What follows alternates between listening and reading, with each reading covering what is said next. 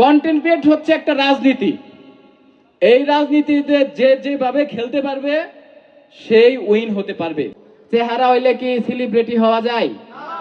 আমাদের শুধু কালিয়াকৈরেই নয়, এই মেসেজটা সমগ্র বাংলাদেশের জন্য। একটা কন্টেন্ট তখনই ভাইরাল হয়, কখন হয় জানেন আপনারা? রঞ্জু রঞ্জু ভাই রঞ্জু ভাইকে দিয়ে একটা উদাহরণ দেবো এখন।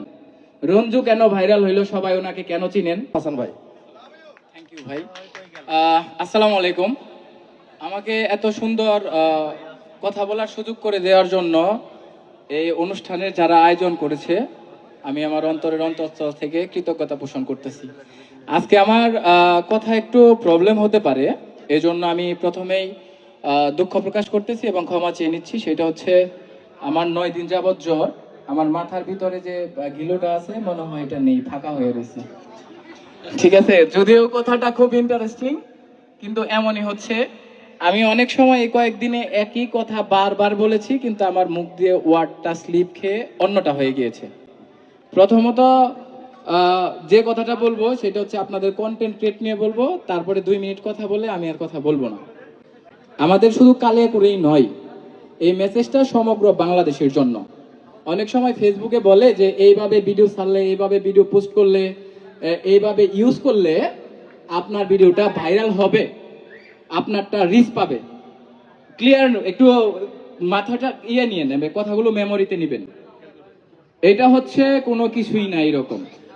এইটা করার কারণে আপনারা অনেকেই ওই ভিডিওটা দেখা ওই ভিডিওর উপরে কমেন্ট করেছেন, লাইক করেছেন, শেয়ার করেছেন, যার কারণে ওই ভিডিও ভিউ হয়ে গেছে। আপনার ভিডিও ভিউ হবে যখন আপনি ভিডিও মেক করেন। তখন মেক করার সময় যে বিষয়ের উপর মেক করতেছেন আপনার এক্সপ্রেশনটা ভালো রাখতে হবে। রঞ্জু ভাইকে দিয়ে একটা উদাহরণ দেবো এখন। এখানে আসেন ভাই। তো এইখানে যারা কন্টেন্ট ক্রিয়েটর আছে, এই যে রঞ্জু ভাইকে যারা দেখতে পাচ্ছেন, উত্তরবঙ্গের উদীয়মান কন্টেন্ট ক্রিয়েটর, কৃতি সন্তান, আপনারা সবাই চিনেন এবং জানেন। রঞ্জু কেন ভাইরাল হইলো, সবাই ওনাকে কেন চিনেন, এটা অলরেডি বুঝে ফেলেছেন। উনি প্রথমত হানিফ সংকেত সাহেবকে কপি করে খুব সুন্দরভাবে প্রেজেন্ট করেছেন। তারপরে একটু আগে উনি গান গাইছেন, গান গাওয়ার মধ্যে অঙ্গভঙ্গি কিছু প্রেজেন্টেশন থাকে, যার কারণে দর্শক সেই জিনিসগুলো গ্রহণ করে। আমার কথা কি বুঝতে পারছেন রঞ্জু ভাই? ঠিক আছে, এই জন্য রঞ্জু ভাইকে আমি ডাকলাম। এখন যাচ্ছি মূল কথায়। সেটা হচ্ছে যারা মনে করেন যে আলম হাসানের ভিডিও, রঞ্জু ভাইয়ের ভিডিও, কিছুক্ষণ আগে জাহাঙ্গীর সাহেব ছিলেন, ওনার ভিডিও ভাইরাল হয়, আমারটা কেন হয় না? আমি তো ভালো ভিডিও বানাচ্ছি, ভালোভাবে সময় দিচ্ছি, কেন হচ্ছে না? আমি আবারও বলে দিচ্ছি, এর কারণ হচ্ছে আপনার ভিডিওর মান উন্নত করতে হবে, ভালো ক্যামেরা নিতে হবে, মাইক্রোফোন ভালো হতে হবে, এবং আপনার অপোজিট পাশে যিনি আছেন ভিডিও মেক করতেছেন ক্যামেরাম্যান, ওনার ক্যামেরা ধরার আপনার এবং আপনার পিছনের ব্যাকগ্রাউন্ড খুব ভালো রাখতে হবে। এই হচ্ছে ভিডিও ভাইরাল হওয়ার মূল এবং প্রধান পূর্ব শর্ত। চেহারা হইলে কি সেলিব্রিটি হওয়া যায়? চেহারা হলে সেলিব্রিটি হওয়া যায়? হওয়া যায় না। এখানে খারাপ চেহারার পাগল, তারপরে আমার মতো পাগল, আমার মতো অশিক্ষিত অনেক লোক সেলিব্রিটি হয়েছেন, জনপ্রিয়তা অর্জন করেছেন, শুধু ওনার মেধাটাকে কাজে লাগিয়ে। একটা কথা বলি, অনেকেই ফানি ভিডিও তৈরি করেন, আপনারা অনেকেই তাদেরকে চিনেন না, নামও জানেন না। কিন্তু আপনারা কি জানেন যারা এইসব ভিডিও তৈরি করে তারা কেউ মাইন্ড করবেন না, এই রেকর্ড হয়তো পরবর্তীতে অনেকেই দেখবেন। একজন প্রফেসর, একজন শিক্ষক, একজন অ্যাডভোকেট, একজন উকিল, একজন ইঞ্জিনিয়ারের থেকেও একজন ভালো কন্টেন্ট ক্রিয়েটরের উপস্থিত মেধা অনেক বেশি। এটা কি আপনারা জানেন? এটা কি আপনারা মানেন? কারণ উনি যে কোনো বিষয়ের উপর নির্ভর করে উনি any time, any how, any পয়েন্টে কন্টেন্ট তৈরি করে ফেলে। একটা কন্টেন্ট তখনই ভাইরাল হয়, কখন হয় জানেন আপনারা? যখন ওই ভিডিওটা গ্রামের একজন সাধারণ মানুষ, একজন কৃষক, একজন ব্যবসায়ী, একজন ভাবি, একজন শিক্ষিকা, একজন ডক্টর, একজন ইঞ্জিনিয়ার যখন দেখে, তখন ওই ভিডিওটা মিলিয়ন মিলিয়ন ভিউ হয়। তার মানে ওই ভিডিওটা সকলের কাছে গ্রহণযোগ্যতা পেয়েছে ওই কন্টেন্ট ক্রিয়েটরের। ক্লিয়ার? সো এইখানে একজন কন্টেন্ট ক্রিয়েটর হতে গেলে সর্বপ্রথম যেটা প্রয়োজন সেটা হচ্ছে আপনার উপস্থিত বুদ্ধি।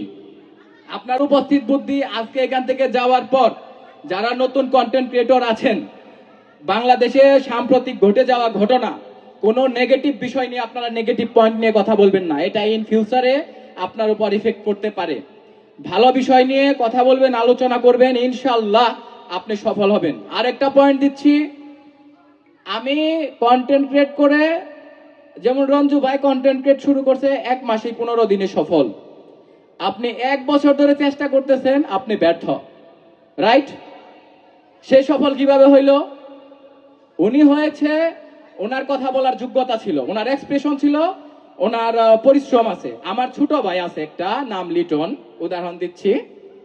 ওরে আমি S22 আলট্রা গিফট করছি, ক্যামেরা গিফট করছি, মাইক্রোফোন গিফট করছি আজকে 1 মাস। ও, আমি 2019 সাল থেকে কন্টেন্ট ক্রিয়েট করছি। যদি আমার ছোট ভাই যদি চেষ্টা করতো, ও আজকে মাসে 2-3 লাখ টাকা ইনকাম করতে পারতো, এটা আমি জানি।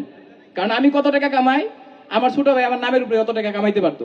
কিন্তু ওর এখানে কি জানেন, ইচ্ছা শক্তি নাই, লাইগা থাকার কোনো চেষ্টা নাই, কিচ্ছু নাই। এখন বাংলাদেশে প্রত্যেকটা ঘরে ঘরে কন্টেন্ট ক্রিয়েটর হয়ে গিয়েছেন, এটা আপনারা সবাই জানেন। এখানে প্রতিযোগিতা শুরু হয়েছে। সো এইখানে আপনার টিকে থাকতে হলে সর্বপ্রথম যে জিনিসটা প্রয়োজন সেটা হচ্ছে আপনার মেধা, আপনার পরিশ্রম এবং আপনার কাজ। আপনি লেগে থাকেন, আজ হোক আগামী দিন হোক ভালো কিছু করতে পারবেন। রঞ্জুর সাথে আরেকটা মেয়ে আসছে, কল্পনা আপা। কই, উনি কই যেন চলে গেছে।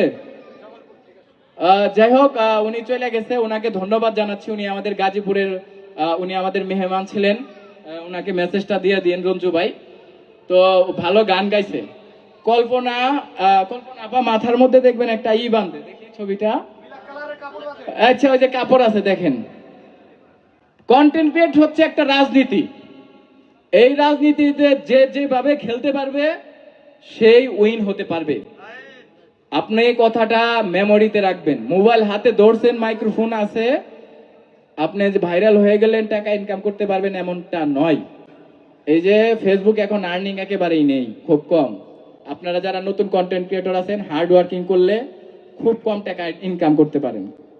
এই রঞ্জু ভাইয়ের মতো যারা পুরান কন্টেন্ট ক্রিয়েটর আছেন, ওনারা হাইটে গেলেও পুরান ভিডিও আর এখনকার ভিডিও মিলিয়ে মাসে 2 লক্ষ টাকা ইনকাম করতে পারবে। কত? 2 লক্ষ না? এটা আমি বললাম। ওনার থেকে যারা আরো ভালো, তাদের ইনকাম এখনো 4+ আছে, 4 লক্ষ টাকা প্লাস। আমি আমারটা বলতেছি। এখন আমার ইনকাম জানার অনেক প্রশ্ন ছিল,